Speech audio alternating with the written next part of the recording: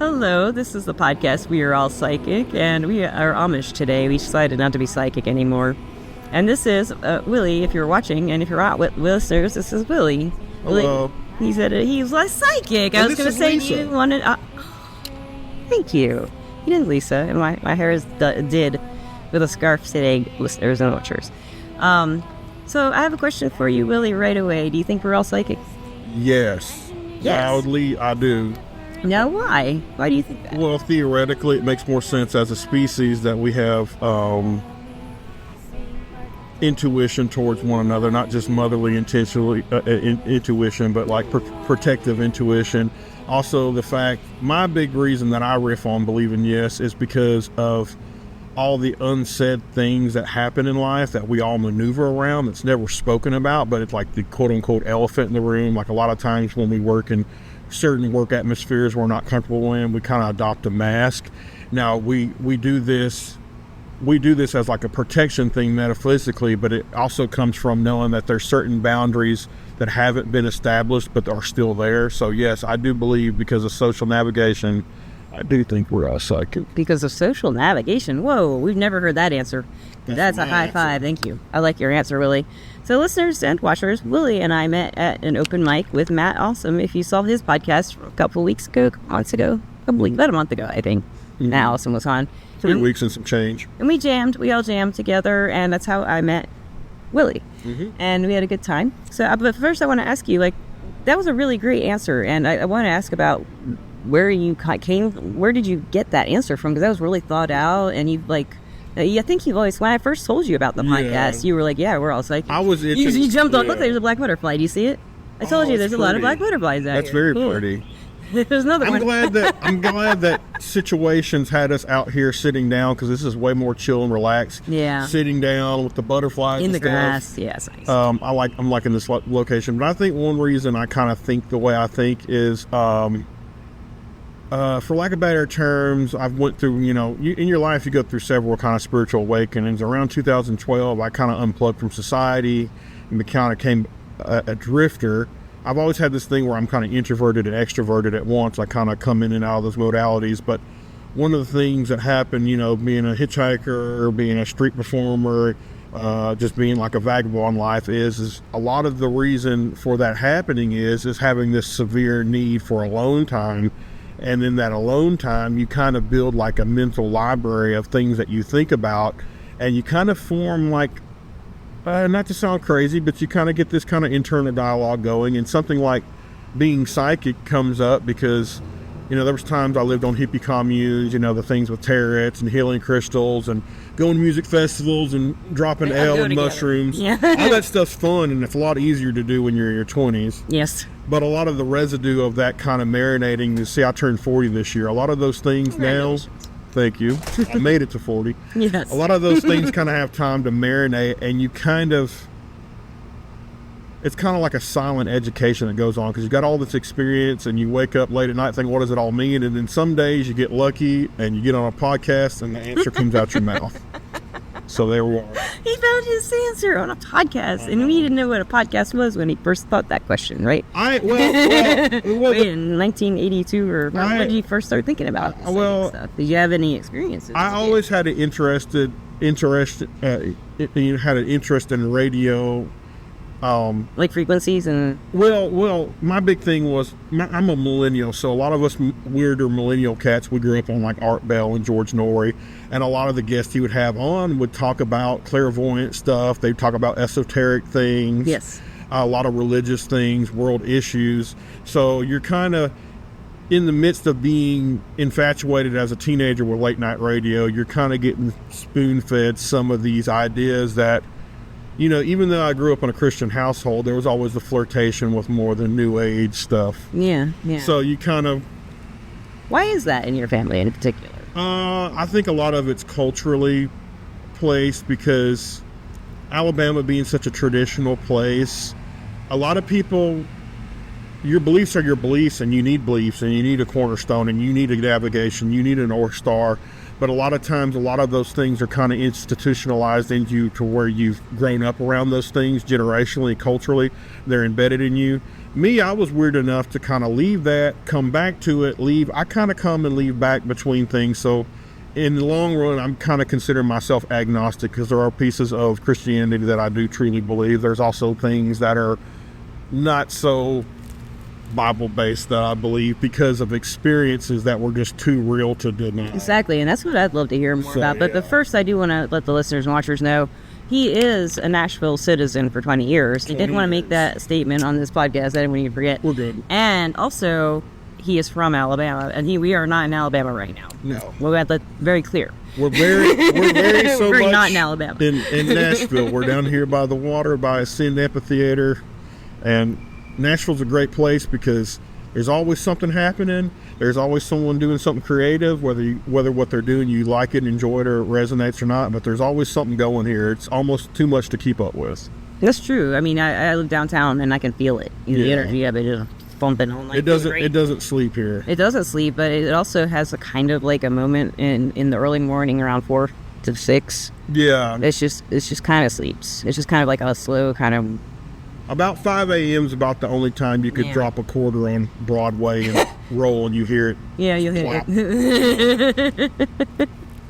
And Broadway is the street in Nashville that everybody goes crazy on, and that's the party street. Like party mecca. It kind of reminds me not of New Orleans or Bourbon Street, but of that same kind of party feel. Because Bourbon Street always had the mystical feel, but this doesn't yet. This Broadway, it does have music magic. It has music magic all the way over. It does have music magic. It's a different music magic than Bourbon Street. That's a whole nother level. That's a different. Yeah, that's different. We could go there. It's kind of like our Broadway in Nashville. It's kind of similar to 6th Street in Austin, but way more mega triple bar loud.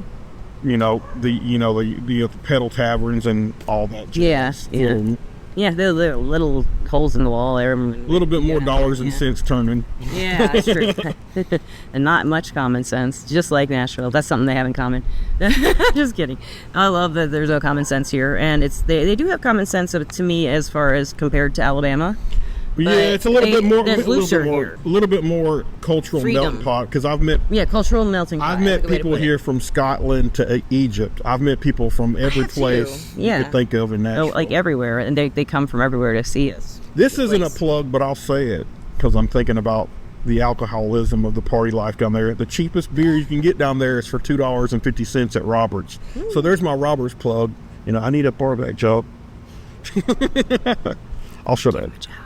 This isn't a commercial. It'd be really lucky if they saw that. Shooting the shot. So, listeners, I was asking Willie if he would talk to me about, and if you're a regular listener, I've talked about jamming in bands a lot, and music generally. Jamming is like a psychic experience, and he actually said that before I finished a sentence when I was suggesting that as us touching on that in the podcast. And I was like, yeah, because it is like well, how would you put it? I'll put it this way. So you enter a situationship with musicians where you're taking in like, hey, let's jam. And then you take the next step and you actually meet up and jam. And then there's a certain amount of chemistry and off the rip that you can or cannot work with. In like luckier situations, like in bands I've been in before, like when I was younger, I was in a band that had a lot of chemistry. That chemistry is like very known off the first couple hours of jamming. It's so true. Even sometimes 5 minutes, You know that you've got something here that's going to work and be able to be a project. The thing that gets crazier is a year or so into that project, the jams and the writing become so intense that you're in these moments on stage where there's like telepathic moments to where like the drummer and the bass player and the guitarist, we're all breathing as if we're breathing. We're like breathing, or it's like fingers on one hand. There's like all the instruments become like a collective instrument.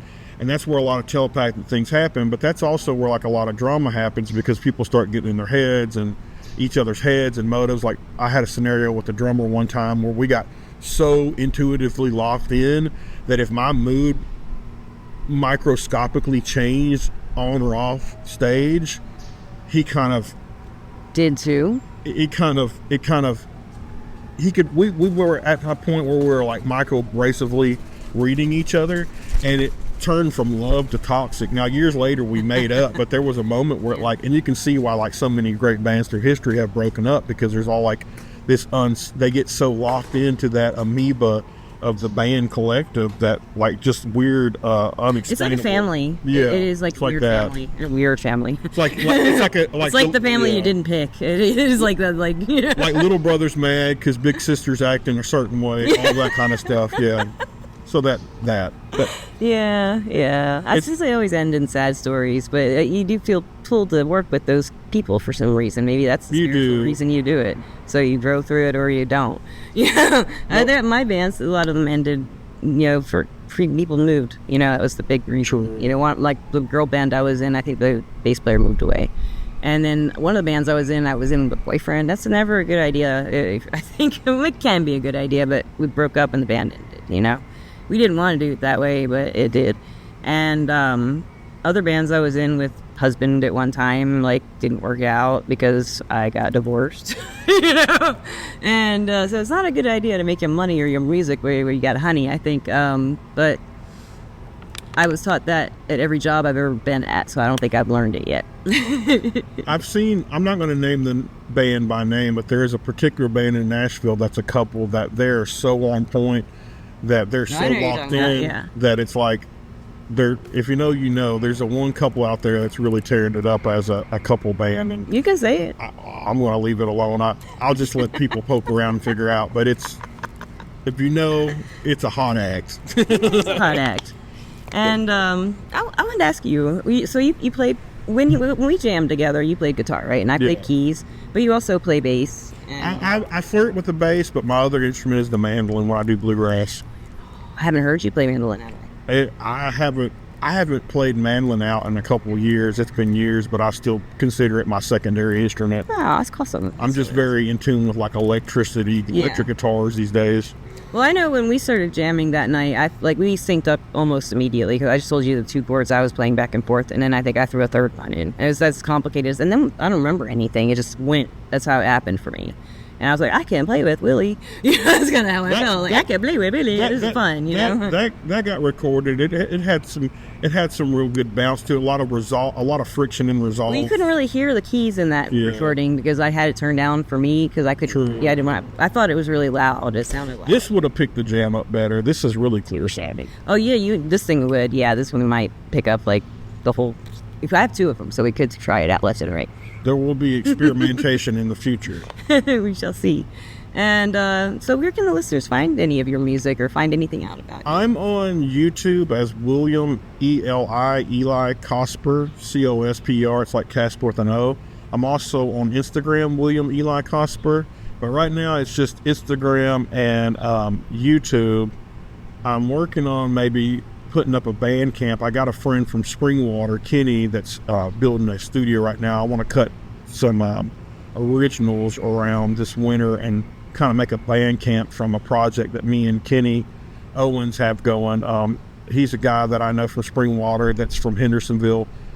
He's a songwriter. He goes up to Jolton, Tennessee and plays at I think it's the something garage up in Jolton. It's kind of a bluegrass songwriter spot, but I'm working on an EP, probably about 10 songs, all original. But far as right now, it's just Instagram, YouTube. But that's where I'm at right now. And also just going to Springwater and Friends every month when Matt Awesome hosts out at Friends on Dickerson Road. That's where we played. That's where we jammed. Was at Friends, I think. Yeah. That's where we met too. Yeah. I thought I'd met you at Sweetwater, but I guess not. Yeah. I met so many people the first two times I went that kind of all blurry, and I don't remember faces. Yeah. Facial record. I don't know if I told you that. Well, I usually have a few beers at these places. For some reason, we're never in Springwater at the same time. Well, I haven't been there. I've been sick. I had a podcast one week, and I was sick the next week. Things keep in the way of the rock, and it shouldn't, people. That's my advice. Don't let it get in the way of the rock. Well, that's what's so fun about the creative process as a musician is there's always one more thing to chase that's never ending. There's always another angle of let's do it this way, that way, let's try to do it better. Being a musician could drive you crazy. Wonder it really makes sense that a lot of musicians are conceptual thinkers, and I've always gotten along really well with musicians. I don't know why, but they're all conceptual thinkers. I can talk openly with musicians about any of this psychic stuff usually, and they get it if they haven't learned about it before. I find most Before musicians an artist would, or a reader would, even, or something like that, if they'd never heard of it. Musicians are, they can take concepts better. Sorry, I can't explain it. There's an analytical thing that comes to being a musician that's really odd, because no one's analytics are exactly the same, but it's still analytical. So you kind of like try to put pieces together and see if they fit. Yeah. Sometimes they don't fit, but you gotta like try. Sometimes that makes it better later. Like we had the girl band I was in, like few of us. I was just learning my guitar, and a couple of girls didn't know their instruments at all. So in the beginning of that band, we sucked very badly, but it was good. We had fun, and then we practiced and learned. You know what though? And it changed. The whole sound changed. It takes a lot of courage. This sounds like the worst advice ever, but it does take a lot of courage to have whether it's like your solo thing or a project. It does take a lot of courage to get through that time period where things kind of do suck, because you got to commit and just believe that at some point it won't suck. So true. And that could take a couple months. That could take 2 years. That can be your entire life. But the committing to be like, one day this little turd will be a diamond. Yes. Takes nerve. It may be a diamond to other people already. You don't even know it. It's like the Grateful Dead. The first couple Grateful Dead records are pretty garage and pretty like not. But they eventually got to like Europe 72. So there we go. So, I guess at this point, I want to thank my sponsor, Everclear. Everclear is an advice app and website where you can get advice from psychics and empaths. My goodness. Calamity. Everclear, that was for you. That building just fell for you. Thank you, Everclear. I like the sound effects. That was cool. I hope that picked up. I hope it did pick up. I don't know if it will, but if you didn't, if that didn't record listeners and watchers, it was a whole bunch of conundrum. It was a building falling, for sure. Don't you think it was? It sounded like something like they had the dump, scaffold, like that dump, or maybe it had something to do with the construction of the new football field. That's over that way, though. True, could be echoing. We don't know. We're speculating. We're supposed to be psychic here. It was a building. We'll go with that. It was a building. An eagle hit a building, and yeah, it's over. So, listeners and watchers, I want to say thank you very much. And lastly, Willie, do you love the listeners and the watchers? I love them. I send love to them, so they'll send love back to me. Love, light, and abundance, and all that jazz. All that jazz. It's for me. Jazz. She gifted me a tarot, so this is awesome. A tarot. So they say in New Orleans. And listeners and watchers, I love you too. Peace out. Bye.